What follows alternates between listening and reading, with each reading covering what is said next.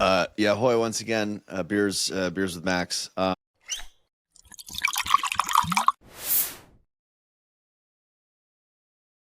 It's 8:30 in the morning for me. Yesterday was my first date night with my wife in 6 months. We have two kids. That's the reason. And I don't know if you know this, but I broke my foot 7 weeks ago now, and I haven't been drinking. And I made the mistake of having two cocktails last night, just two, nothing crazy. Okay. I feel like someone has hit me with a bus. Is this what like I it's weird because I'm not hungover, I just feel terrible. I think it's just training. You need to work harder at it. I I need think next to time you I need to explore the Globe Bar that's it. more. Last But time I picked up on the Balvenie. I'm proud of myself though. I'm losing weight and now I think I'm officially a lightweight. This is how the other side, a cheap date, I got to be honest. Yeah, two cocktails. Can't go wrong with that. If you can get happy on two cocktails, that's happy days. Yeah, But yeah, if you I wanna, was yeah, it was I went right to bed. Right to sleep. for date night, that's not very good. Well, we got two kids, so that's the Yeah. reward is that How we old get are to your go to kids, sleep. Max? How old are Six your and children? three. That's a difficult age, you see. Mine are 17 and 14. They're pretty independent now, but yeah, I remember those days. It was I tough. well, see, I've heard that teenage years are the hardest. In different ways. It's like when you're playing a video game, the difficulty gets harder, but you get better at it as well. So, you know, Yeah, I'm getting better at it. Sure. Yeah, the yeah. learning curve. Anyway, I don't think we're talking about parenting or date night today. We are. Look, I am excited because we're talking about agency hiring. At least that's what I want to talk about, and when to hire offshore talent, challenges working with offshore talent. I think who you're hiring and the strategy for hiring, whether You're it's cutting off. I can't hear you, Max. what the heck was that? Am I back with you? I don't know. You cut off for a bit. I couldn't hear you for a bit, but Yeah, yeah, it said my internet was wonky, but anyway, I think well that's a real test for Riverside though, isn't it? Because it is. But the it's good supposed thing to not about screw it, that up. it hires locally. It hires locally. It records locally, so that Yeah, means when everything gets uploaded, it looks like there was nothing happening. So if I don't understand something, I can always ask you, "Can you repeat?" And then you can yeah, just yeah. edit it out. Well, anyway, here we are. It's the year of 25, and we're working on Riverside. But I've been talking a lot about the opportunity for hiring fractionals, Hmm. and I think one of the biggest challenges with agencies is the experience gap, and they're caught between they need the experience and the business model because if you don't have the experience, then you're going to have lower margins, you're going to have greater churn, you're not going to have the cash or the certainty of keeping your clients that warrants a $250,000 hire. So I'm excited to talk to you about the state of the world, Yeah, that's state great. of I'm glad. world hiring. Thank you for inviting me. Tell us what you do. Tell us what you're into. So, agencies. I founded and run an e-commerce agency for 14 years. Um, we exited that 2.5 years ago, but during my tenure as managing director of an agency, um, one of our biggest challenges was always hiring really, really talented people, and that costs a lot of money in a city like London that is highly, highly competitive for talent. We have, all sorts of tech businesses and software companies and other agencies all competing for the talent pool. So to get really, really exceptional talent, you had to pay top dollar, which made it difficult to have significant margins when you are working with, not the largest companies in the world, with ambitious businesses, let's call them, that are very cost conscious.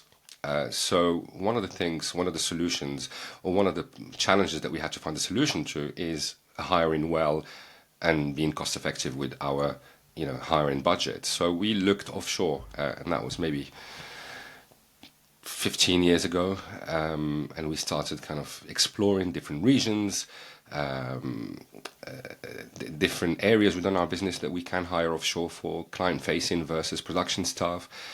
And fast forward 10 years after that, we realized that we created this really good machine for finding and sourcing and testing and managing remote teams, that we started offering it as a service initially to our clients, then other agencies, including our competitors.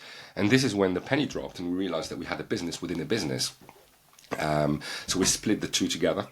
And that's how Prodigy, our current business, came about, from, finding a solution to a problem that we were suffering from as an agency, which is finding really good people that are cost effective, that could do a really good job, and how to assess them and make sure that they're good for purpose, and how to manage them long term.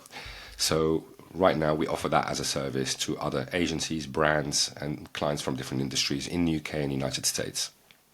So I've got so many questions about this, but is it so in terms of your services? Is it how much is it finding the right people, and how much is it a system for managing remote teams? Because you got two things: you need to have good communications, and you need to have the right people.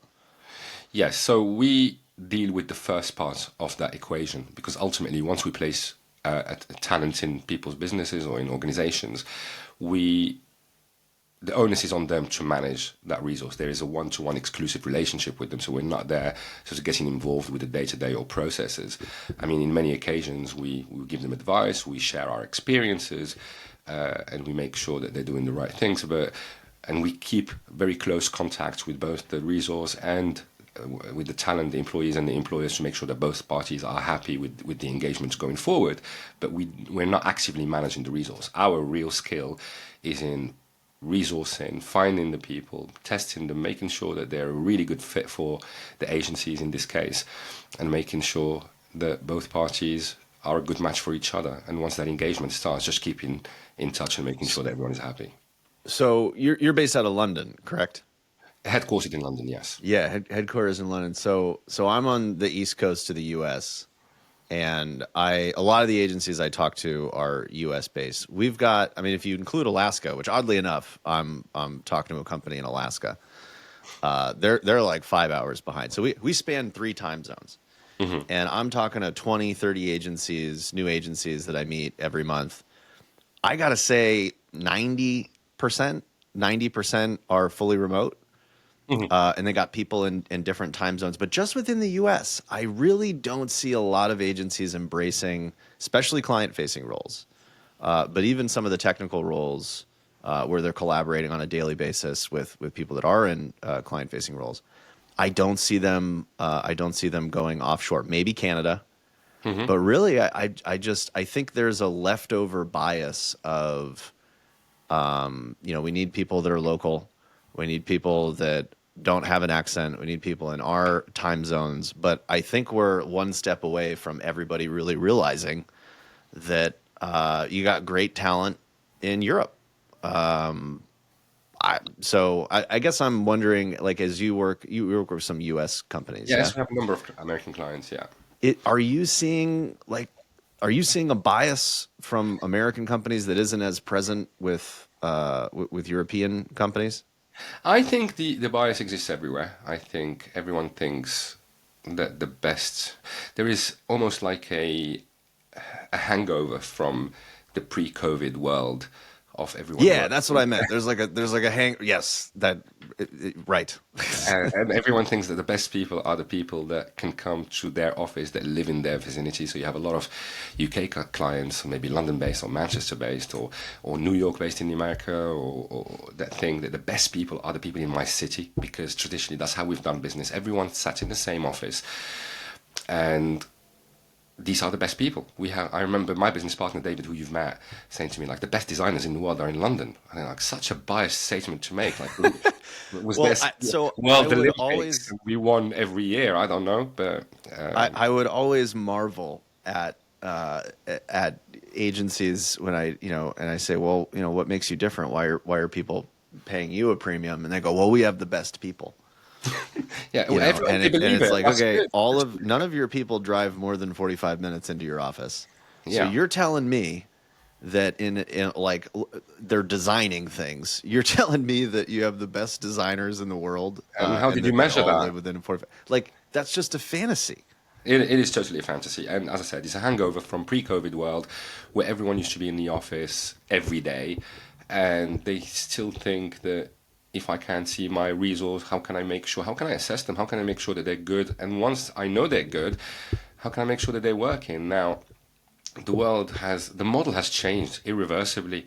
We have learned many companies did this even before, but from COVID the majority of companies out there, they have the processes to manage people that are remote. Now once they're remote, what's the difference between somebody who's remote, a mile away, 10 miles away, 100 miles away, 10,000 miles away, if they are able to give you the outcomes that you seek, to give you the quality and the standard of work that your clients expect of you, and exceed their expectations, then surely that's a win. And that's what you should be seeking as an organization, is to improve the output of your teams and have high performing teams. Now, to talk about the bias thing, yeah, it's something that we see everywhere. But once that barrier is removed, once they can see that, hang on, okay, so this React engineer that you provided us is actually the best guy I have on my team now, and where is he based in Slovenia or whatever, they can't get enough of it. They start asking, okay, well, have you got more of? Have you got the same as the same person? But ultimately, excellence exists everywhere. There is a democracy of access to information, and innovation exists anywhere. Anyone can learn anything around the world. Then you find that a lot of these people, especially places like Eastern Europe, the majority of the tech talent there, they have worked with international companies, American, UK, German, Dutch. So their ways of working, the culture of working, is exactly the same as what we have here in the UK or what you have in the United States. So people are sometimes surprised. Oh wow, they speak very good English, and their written English is excellent, and the soft skills are there, and yeah, they don't expect it. They Well, expect and something. everyone loves a good accent, to be honest. Yeah, well, we all have an accent. We don't understand each other in the UK between the north and the south. If you speak to somebody from Newcastle or, or Liverpool, or somebody from the south in London, there's so many different accents. But it's the content and being able to communicate clearly. That's I think what Yeah, matters. And well, once, we have the same thing. If yeah, we go down exactly. to Louisiana, where you're lost. Yeah, But so you mentioned Eastern Europe, like so the U.S. and the U.K. we're like cultural first cousins, right? Like you're not yeah. going to offend anybody accidentally. We're working with a UK company, but what are some of the areas of the world that get a little bit more complicated? Like, is a lot of your work looking at Eastern Europe, and are they pretty culturally similar? Because I Very. work with companies in like India or Asia. There's big cultural differences. There is big cultural differences. You're absolutely right. And from a communication point of view, I think culturally, Eastern Europeans and Northern Europeans, they tend to speak very good English because it's the language of business. So that's what they do business in, with international business. So you find that most people, you go somewhere like Holland, you would not be able to tell that they're not native English speakers. That's how good they speak English, and that's true for. Well, I guess I'm less referring to their ability to speak English. And like Asia, for example, you don't challenge your superiors in a work setting ever. Yeah, there is So some. things like that, which are Yeah. which are just like shocking differences. That's what I'm more curious about, is some of the nuanced cultural business culture. But then again, it's different. That's why I think different geographies are suitable for different needs. So India, for example, is probably one of the only countries where if you go to the big companies like Deloitte or Ernst and Young, or so, you find some of them have like offices with thousands of people there, and there aren't many countries in the world where you can get that level of scale. Now that's great if that's the scale you're after. If you're a big American software company and looking to hire 4,000 software engineers, or 10,000, where do you go and do that?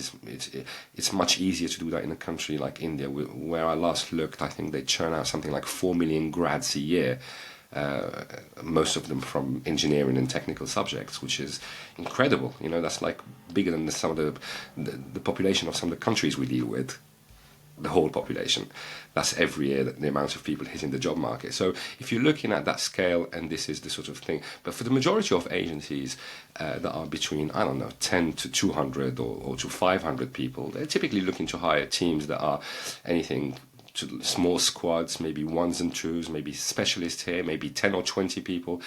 Now, with that startup mentality of challenging the status quo, or people who can have multiple skills and don't need as much management structure, and they're self-starters, then some other countries and some other cultures or some other areas or locations are way more suitable for that. Now, for our audience, which tends to be a lot of agencies and tech businesses in that category we just spoke about, for the UK and the US, we find that offshore in Eastern Europe tends to be the best suitable option. For some of our American, there are other places that are really good. For example, for the UK, South Africa is great. For America, there are certain places in South America that work quite well. But I think definitely as a region that works best for the needs of our audiences, I think Eastern Europe is way up there. Yeah. Well, and I'm just thinking about all the agencies like at one point, all the agencies got together and they had like a SaaS rally Yeah. because they all want to work with these SaaS companies. And the ones that I know, like here's a big problem for marketing. They can't get outside of marketing in their conversations. And if they're working with a SaaS company or a tech company, you need relationships with sales and product. Those are the first two things that you need relationships with you need to collaborate. They have the other end of the story with what's happening to the buyers. And if you look at all these companies, their product teams are in Eastern Europe. And in a lot of cases, their head of product is in Eastern Europe. So, but yet the agency will say, "Oh, well, we only, our policy is to only hire within the U.S." I ran into this the other day. So yeah, again, I think the excuses are running out, or the bias and the pushback is running out when their clients have Eastern European teams, especially on the tech side, and that like I could imagine an agency focused on, let's say, car manufacturers, like you want someone in Germany, like you want, like, yeah, like that's how you really tell that you're committed, you know? Yeah, and there's another point is very interesting is as an agency owner, what is your primary concern? What's in your mind? What keeps you up at night if you are running an agency? I think what should be concerning you more than anything else, with all the fast change in technological landscape and what's available in the market, you need to stay ahead of that curve, and you can only do that by having the best people. Now, regardless whether you're going offshore or not, the whole idea of saying that I'm only looking at good people in 100 miles radius, you're literally limiting yourself, whether within the US or talking more internationally. You literally need to be seeking the best available talent for your business to really have the best fighting chance against an international competition. So if you're not doing that, then you're definitely kind of limiting yourself and almost like shackling your hands from being able to compete. And Well, not to mention if you are at all price conscious, which every single agency is. Nobody's rolling in money on the agency side. It's not like the tech companies that can get away with not making any profit. You have to make money as a service company. So very price conscious, and people are expensive in the U.S. Absolutely, the most expensive. I think one of the most expensive, and Well, they're the most they're impossible to fire is the problem.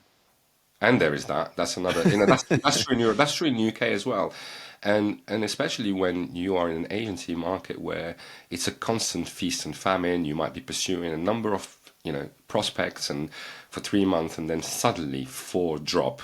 Three that you knew about and one that just complete bluebird, and suddenly you have to take the work and resource it and act on that. So the ability to flex, and this is one of the things at Prodigy that we try to help our clients with, is that fast ability to kind of flex and spin teams that can do the work straight away, even for shorter project-based periods of 3 to 6 months. And this gives you such an advantage over your competition, because not only you're able to do this quick, you're able to do it well, but more importantly, you're able to do it cost-effectively, and that's crucial. I want to ask you about the remaining bias and the remaining, like what you hear from people that just flat out reject this idea. Don't even consider overseas talent. I'd love to hear, what people are pushing back on. I have a theory. It might not be a popular theory, but I think a lot of these, let's say under 30 people firms, there's a problem with leadership. And the problem is they feel the need to control everybody. And Yeah. offshoring that talent, it was a big part of the complaints that I saw going remote. They're not in the office. They can't look over their shoulder every day. They haven't really invested in process because they don't come from operational backgrounds. They come from creative Mhm. backgrounds. So the need to control the people, micromanage them, I think that's a part of I think that's a part of it because if I look at organizations that have really strong leadership, some of the best leaders that I've seen over the last 10 years, they've got a significant portion of their organization overseas, and it is not a problem, and they're great people. Some of them have thick accents, but so I do, it's like you need good people, you need the right communication or operations, but I also think you need the leader with the right mindset. Absolutely. I think you touched on a very good point there. Being able to the need to micromanage people, I think, is the biggest uh, challenge or obstacle to scaling agencies and small agencies because you have that founder mindset that wants to know everything, see everything, control every piece of work, make sure you can't do that beyond a certain level without it breaking you. And eventually, that's the bottleneck. You need to be able to have really good people in your business that you trust to do a good job and you give them space to do it. So you enable them, empower them to make decisions on behalf of the business, and you can trust them to do that. And only by doing that, you can really scale your business and grow and work with the sort of clients you desire, the large clients you want to work with. Now, if you're doing that, automatically it means you have to have processes and ways for you to have accountability. And if you do that, then it doesn't matter where people are sitting, especially when people are working from home, like we said and established before. Remote is here irreversibly. People are going to expect to, the days of everyone being in the office 9 to 5, Monday to Friday. Some people are still trying to cling to it, but I don't think that's ever going to come back again as pre-COVID days. I don't know. So not with smaller organizations that are competing for talent. Larger organizations that still have that institutional employee that's waiting for, paid retirement. They still have some control over them, I think. But Mhm. smaller organizations, less than 1,000 people. I mean, you could get a new job tomorrow if you do good work. I think. I Right? Yeah, mean, maybe absolutely. I'm not speaking because I haven't actually been in the job market for 10 years, but Yeah, but I'm aware. We're very aware of it. We see it. Employees are competing for jobs, but employers are competing for talent as well. You need to be competitive to get the best talent and for them to want to work with. And just because they're offshore, a lot of people think that they're just readily available. It's a matchmaking process. So if you want the best person with the best experience who's going to give you the best work, you're going to be attractive to them as well as an employer. You mentioned earlier, how do you convince people that are close-minded to it? I think we don't try to convince them because there's a lot of people that are open-minded to it. What we tell yeah, people it's is, too deeply rooted. It's like if you don't understand the cost benefits and the mindset of like it doesn't matter, yeah, exactly. There's then I'm not going to try and convince you. yeah, yeah, yeah, precisely. But the ones that try it, the ones that give it a shot, and let's say they, typically it's because they can't. The biggest thing that breaks bias is need. And the need is there. There is a shortage in good talents out there and experienced people in all the growth areas out there. So eventually people will need somebody, and they can't find them in the sort of time frame that they need it for a project. And that's where a lot of these people that are typically more hesitant, they'll come to us and say, yeah, let's give this a shot.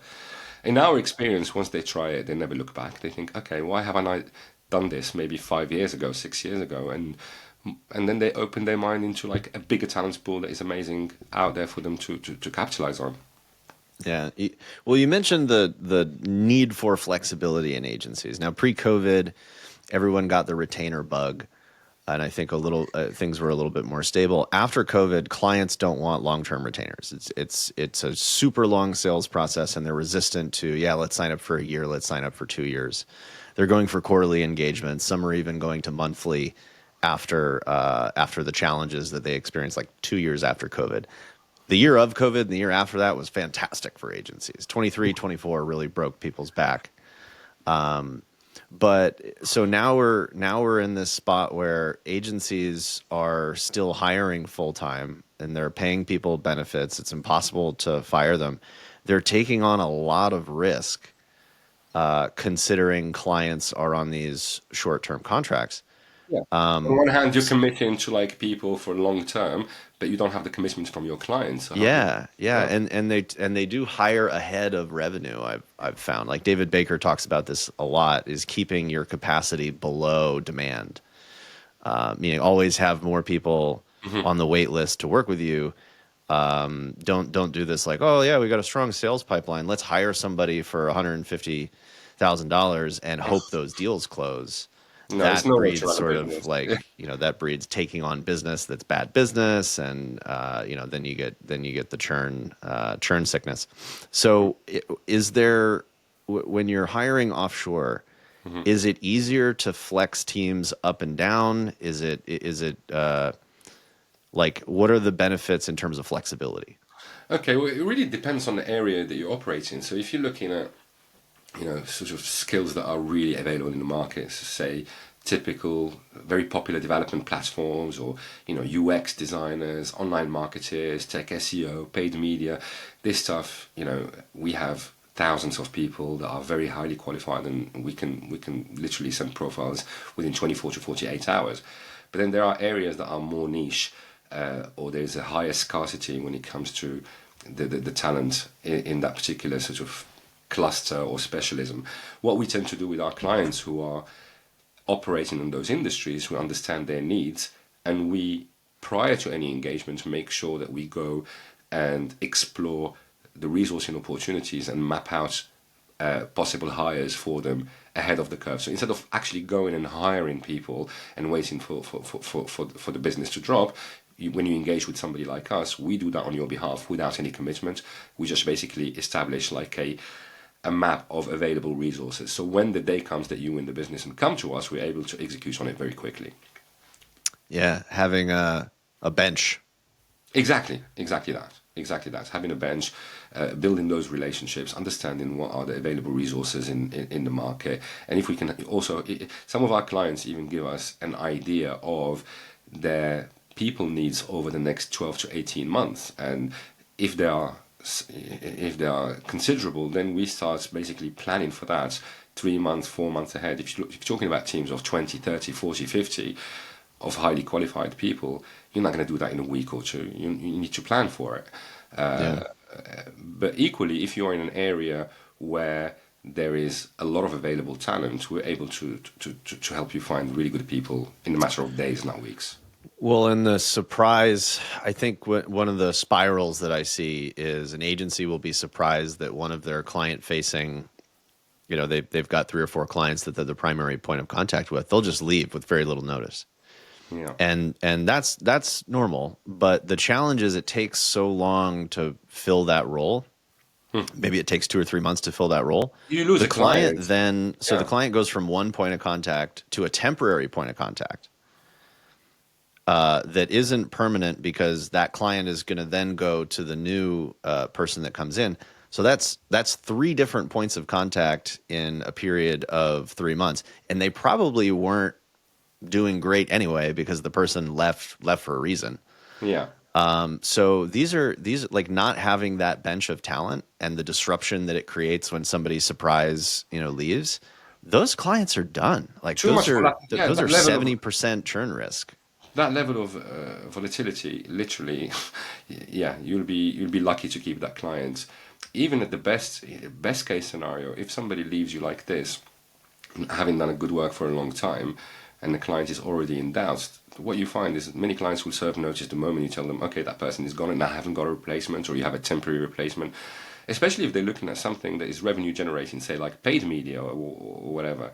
No one would want to see their account literally sort of not being optimized or not working well for them for any considerable or meaningful amount of time. So as an Yeah. agency, you need to have that agility to be able to kind of provide solutions and people solutions to your clients. That's what you're there for. And I say to the majority of agency owners, do not have one channel or one route to hire. You have to kind of use all available routes to you. You have to use your network, existing network. You have to use, solutions that are local to you that you trust and you've been using, but diversify. If the offshore thing, have it as a plan B initially, in plan C. if it delivers for you and you learn to trust it, then great. But just in the way of if your business is relying on people, you have to have multiple channels to get those people and get them in quick. And we're Yeah. just one out of many. Well, the global talent pool. There you have it. That's what we'll call it. Global Yeah, that talent sounds pool. good. Yeah. Prodigy, Yeah, yeah, as it does. Yeah. yeah. Well, I don't know. That's the cultural thing. The UK sometimes I get the spellings wrong, but Prodigy.